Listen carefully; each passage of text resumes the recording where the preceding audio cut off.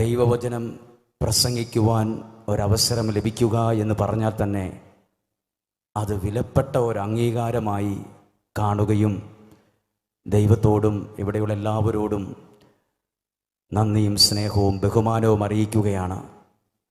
പേരെടുത്തു പറഞ്ഞാൽ ഒത്തിരി പേരുകളുണ്ട്. പക്ഷേ പേരെടുത്തു പറയാൻ ശ്രമിച്ചാൽ ആരുടെയെങ്കിലും പേര് വിട്ടുപോകുമോ എന്ന ഭയമുള്ളതുകൊണ്ടും ആരുടെയും പേര് സൂചിപ്പിക്കാതെ തന്നെ ഹൃദയത്തിൽ നിന്ന് നന്ദി, സ്നേഹവും പ്രാർത്ഥനയും ഒക്കെ അറിയിക്കുകയാണ്. ഞങ്ങളൊക്കെ താമസിക്കുന്നത് ഒരുപാട് ദൂരമാണ്. വയനാട് കേട്ടിട്ടുണ്ടാകും, നിങ്ങൾക്ക് നല്ല പരിചയമുള്ള സ്ഥലമായിരിക്കും. ഈ നാളുകളിൽ കാട്ടുമൃഗങ്ങളുടെയും വന്യമൃഗങ്ങളുടെയും ശല്യവും ഒത്തിരി ബുദ്ധിമുട്ടും അനുഭവിക്കുന്ന ഒരു നാടാണത്. ഞാൻ ജനിച്ചു ജീവിച്ച് വളർന്നത് മറ്റൊരു ജില്ലയിലാണ്, കണ്ണൂർ ജില്ലയിലാണ്. ഞാനൊക്കെ സ്കൂളിൽ പഠിക്കുന്ന കാലത്ത് ഞങ്ങളുടെ നാട്ടിൽ നിന്ന് എല്ലാ ആഴ്ചകളിലും അവിടുന്ന് ബസ്സിന് ഈ ദേശത്തേക്ക് പ്രാർത്ഥിക്കാൻ ആളുകൾ വരുമായിരുന്നു. ചെറിയ പ്രായം മുതൽ തന്നെ ഈ സ്ഥലവും ഒക്കെ ആ നാട്ടിൽ വളരെ സുപരിചിതമായിരുന്നു. എൻ്റെ അമ്മയുടെ ചാച്ചൻ മരിച്ചുപോയി. എങ്കിലും ഈ സ്ഥലത്തൊക്കെ വന്ന് പ്രാർത്ഥിച്ച് ഞാൻ വളരെ ചെറിയ പ്രായത്തിൽ കേട്ടിട്ടുണ്ട്. അവരുടെ നാവിൽ നിന്ന്, ഇന്നത്തെ പോലെ വാട്സപ്പോ യൂട്യൂബോ ഒന്നും ഇല്ലാത്ത കാലമാണല്ലോ, കേട്ടിട്ടുണ്ട് മാത്യു നായ്ക്കമ്പറമ്പിലച്ഛനെക്കുറിച്ചും മാത്യു ജോർജ് പനക്കലച്ഛനെക്കുറിച്ചും കൊച്ചു മാത്യു അച്ഛനെക്കുറിച്ചൊക്കെ അവരുടെ നാവുകളിൽ നിന്നാണ് ഈ പേരുകൾ പോലും കേട്ടത്. അവരെയൊക്കെ ഇത്രയും അടുത്ത് കാണാൻ കഴിയുമെന്ന് ഞാൻ വിചാരിച്ചിരുന്നതല്ല. എങ്കിലും അവരെയൊക്കെ വളരെ അടുത്ത് നിൽക്കാനും അവരുടെ ഒരു ചെറിയ പ്രാർത്ഥന കുറച്ച് മിനിറ്റുകൾക്ക് മുമ്പ് സ്വീകരിക്കാനും ദൈവം ഒരു വലിയ ഒരു കൃപ എനിക്കും എൻ്റെ കൂടെയുള്ളവർക്കും ലഭിക്കുവാനിടയായി. അതൊക്കെ ഒരു കിട്ടാക്കനിയാണ്, ഒരു ഭാഗ്യമാണ്. നിങ്ങളും ഒത്തിരി സന്തോഷത്തോടെയാണ് ദൈവവചനം കേൾക്കുന്നത്. ഒരു കാര്യം ഇങ്ങനെ ആദ്യമേ ഓർമ്മിപ്പിക്കട്ടെ, ദൈവത്തിൽ ആശ്രയിക്കുന്നവൻ്റെ കരങ്ങളിലാണ് ദൈവത്തിൻ്റെ അനുഗ്രഹം ജനിക്കുന്നത്. ആമേൻ. ദൈവത്തിൽ ആശ്രയിക്കാത്തവൻ്റെ കരങ്ങളിൽ ആ ദൈവാനുഗ്രഹം തകർന്നു പോകും, അതിൻ്റെ തിളക്കം നഷ്ടപ്പെട്ടു പോകും. അങ്ങനെ തിളക്കം നഷ്ടപ്പെട്ട ഒരുപാട് പേർ നമ്മുടെ നാട്ടിലുണ്ട്. എന്നാൽ ഇന്നും നമ്മൾ കണ്ടിട്ടൊരു പ്രത്യേകതയാണ്, ദൈവാശ്രയത്വത്തോടെ നിൽക്കുന്നവൻ്റെ ജീവിതത്തിൽ ദൈവാനുഗ്രഹങ്ങൾ ജനിക്കുന്നു. എന്നിട്ട് ആ ഒരു പിൻബലത്തിൽ അതിൽ നിന്നുകൊണ്ട് ആ പ്ലാറ്റ്ഫോമിൽ നിന്ന് ആ വ്യക്തി ദൈവാനുഗ്രഹത്തിൽ കുടുംബമായി വളരുന്നു.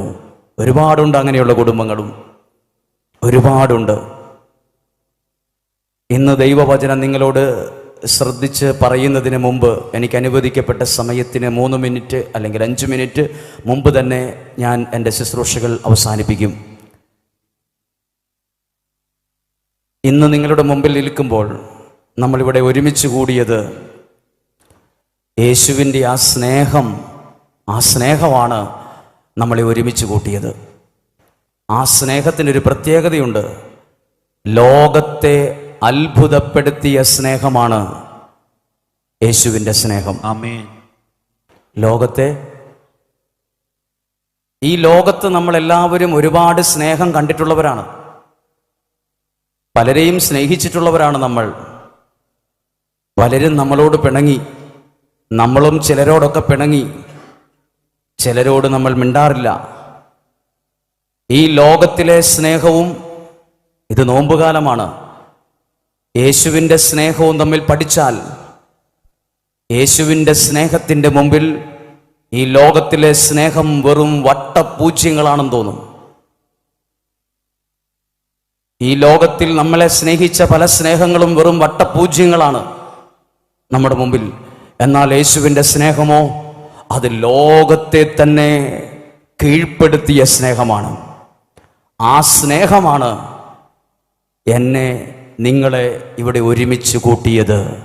ആ സ്നേഹത്തിൻ്റെ ചിറകിലാണ് നമ്മൾ ഉള്ളത്.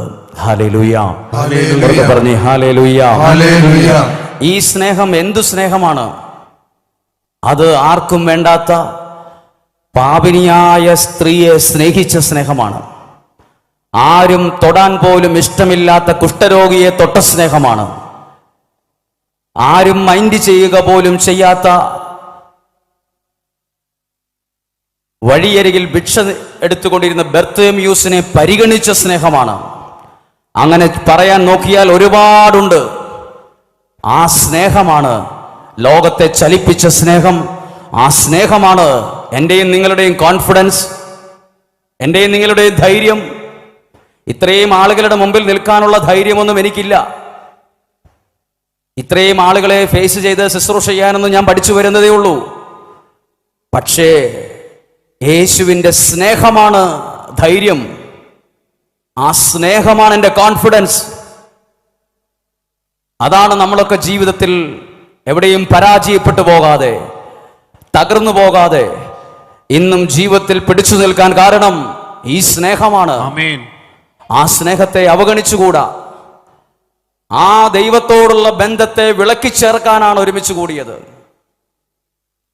ദൈവത്തിലും ദൈവവചനത്തിലും നല്ല ബോധ്യമുള്ളവരാവുക. ആ വിശ്വാസത്തിൽ കുറച്ചുകൂടെ അടിയുറച്ചു വളരുക. നമ്മൾ ഈ വചനം കേൾക്കാൻ പോകുന്ന നമ്മൾ ശരിക്കും അറിയേണ്ട ഒരു കാര്യമുണ്ട്. നമ്മൾ മറ്റുള്ളവരെ പോലെയല്ല. പ്രശ്നങ്ങളോ പ്രതിസന്ധികളോ വഴക്കുകളോ ഉണ്ടാകുമ്പോൾ അടുക്കളയിൽ പോയി വാക്കത്തിയെടുക്കുന്നവരല്ല നമ്മൾ. പ്രശ്നങ്ങളോ പ്രതിസന്ധികളോ വരുമ്പോൾ അടുക്കളയിൽ ഇരിക്കുന്ന കോടാലി എടുക്കുന്നവരല്ല, തോക്കെടുക്കുന്നവരല്ല. പ്രശ്നങ്ങൾ വരുമ്പോൾ നമ്മുടെ ആയുധങ്ങൾ വാക്കത്തിയും കോടാലിയും തോക്കുമൊന്നുമല്ല നമ്മുടെ ആയുധങ്ങൾ. നമ്മൾ അന്നേരം എടുക്കുന്ന ആയുധമാണ് ദൈവത്തിൽ ആശ്രയിച്ചുള്ള ആയുധം, പ്രാർത്ഥന എന്ന ആയുധം, വിശ്വാസം എന്ന ആയുധം, ദൈവവചനമാകുന്ന ആയുധം. അതാണ് പറഞ്ഞത് പൗലോസ് ശ്ലീഹ പറഞ്ഞത്, നിങ്ങൾ ദൈവവചനമാകുന്ന ആത്മാവിന്റെ വാൾ. അത് ആയുധമാണ്, അതൊരു വാളാണ്, മൂർച്ചയുണ്ടതിന്. നിർഭാഗ്യവശാൽ നമ്മൾ ഏറ്റവും കുറവ് വായിക്കുന്ന പുസ്തകമാണ് ബൈബിൾ. ഞാനും നിങ്ങളും ഏറ്റവും കൂടുതൽ എടുക്കേണ്ട ആയുധമാണ് ദൈവത്തിന്റെ വചനം. നമ്മുടെ ആയുധമാണ് ആത്മാവാകുന്ന വചനമാകുന്ന ആത്മാവിന്റെ വാൾ. അതെടുക്കുന്നവരാണ് നമ്മൾ. ഈ സമയം 100% പ്രയോജനപ്പെടുത്തുന്നവരാണ്. ദൈവം നിങ്ങളെ ഒരുപാട് സ്നേഹിക്കുന്നു. ദൈവത്തിന്റെ സ്നേഹമുള്ള കരം നിങ്ങളുടെ മേൽ ഉയർന്നിട്ടുണ്ട്. അത്രമേൽ ദൈവ സാന്നിധ്യമുള്ള ഒരു മണ്ണിൽ ഇരുന്നു കൊണ്ടാണ് പ്രാർത്ഥിക്കുന്നത്. ഒരുപാട് പ്രാർത്ഥനയുള്ള ശുശ്രൂഷകരുടെയും ഒരുപാട് അനുഗ്രഹിക്കപ്പെട്ട വൈദികരുടെയും സാന്നിധ്യമുള്ള ഒരുപാട് ദൈവ സാന്നിധ്യം നിറഞ്ഞു നിൽക്കുന്ന ഒരു സ്ഥലം.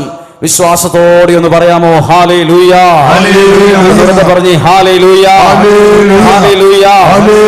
പ്രിയപ്പെട്ടവരെ, ഈ വചനം വായിക്കുമ്പോൾ, ഈ ധ്യാനത്തിലേക്ക് പ്രവേശിക്കുമ്പോൾ ഞാൻ പ്രാർത്ഥിക്കുന്നു, ഈ ധ്യാനം അനുവദിക്കപ്പെട്ട സമയത്ത് ഭംഗിയായി നടത്തുവാൻ പ്രസംഗിക്കുവാൻ എന്നെ സഹായിക്കണമേ എന്ന് ഞാൻ ദൈവത്തിൽ ആശ്രയിക്കുകയാണ്. ഈ വചനം കേൾക്കുമ്പോൾ അതിൻ്റെ ഒരു ആമുഖം പോലെ ഒരു കാര്യം കൂടി പറയുകയാണ്. നമ്മുടെ ലോകത്തിൻ്റെ പ്രത്യേകതകളാണ്.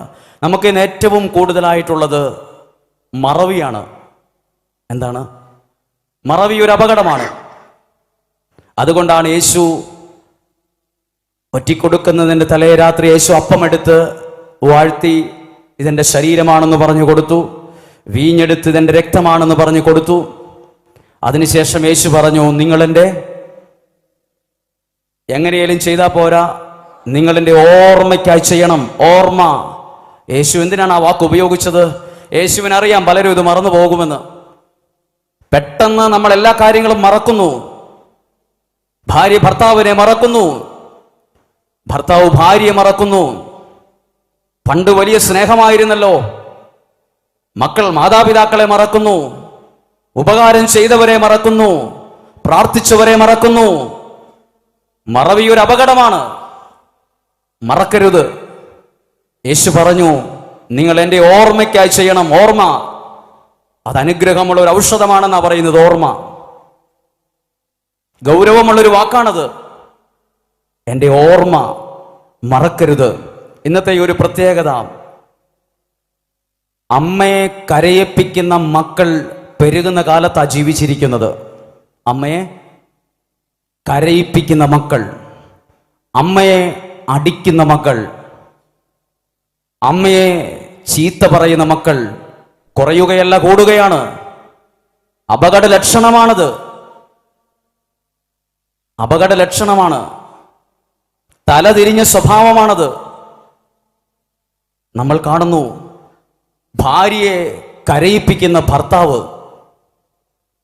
ഭർത്താവിനെ കരയിപ്പിക്കുന്ന ഭാര്യ. എന്താ നിങ്ങളുടെ മുഖത്തൊരു ദുഃഖം? കല്യാണം കഴിഞ്ഞിട്ട് 2.5 മാസമല്ലേ ആയുള്ളൂ, എന്താ ഒരു സന്തോഷമില്ലാത്തത്? അതെ, എനിക്ക് അച്ഛനോടൊന്ന് സംസാരിക്കണം. അത് ശരി, നമുക്കങ്ങോട്ട് മാറിയിട്ട് സംസാരിക്കാം. നിന്റെ വിവാഹം കഴിഞ്ഞിട്ട് 2.5 മാസമല്ലേ ആയുള്ളൂ. അതെ അച്ചോ. എന്തു പറ്റി? എന്തെന്നറിയില്ല, എനിക്ക് ഭയങ്കര ദുഃഖമാണ്, വിവാഹം കഴിക്കണ്ടായിരുന്നു എന്നിപ്പോൾ ഒരു തോന്നൽ. എന്തു പറ്റി? എന്താണ് നിന്റെ വിഷമം? അവൾ എന്നോട് സംസാരിക്കാറുണ്ട്, പക്ഷേ എന്തോ ഉള്ളു തുറന്ന് സംസാരിക്കാറില്ല. എനിക്ക് എന്തൊക്കെയോ അസ്വസ്ഥത ഫീൽ ചെയ്യുന്നു.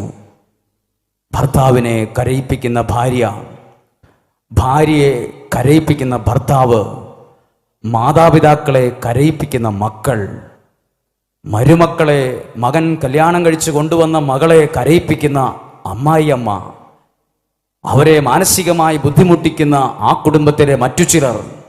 ഇതെല്ലാം കൂടിക്കൂടി വരുന്ന കാലത്താണ് നമ്മൾ ഈ വചനം കേൾക്കുന്നത്. ഞാൻ നിങ്ങളോട് പറഞ്ഞില്ലേ, വചനം പറഞ്ഞില്ല, ഇന്നുവരെയും ഈ സമയം വരെ ഒരു വചനം പറഞ്ഞില്ല ഞാൻ. പക്ഷെ അതിൻ്റെ ആമുഖം പോലെ പറഞ്ഞു തരികയാണ്. ചുമ്മാ കേട്ടുപോകാൻ എളുപ്പമാണ്, പാട്ടുകാർ പാടുമ്പോൾ കൂടെ പാടാൻ എളുപ്പമാണ്, കൈ പൊക്കാൻ പറയുമ്പോൾ ഉയർത്താൻ. എന്തിനായി കരം ഉയർത്തുന്നതെന്നറിയാമോ? അനുഗ്രഹത്തിന് വേണ്ടി ദൈവസന്നിധിയിൽ കരമുയർത്തുന്ന നാളുകളാണിത്.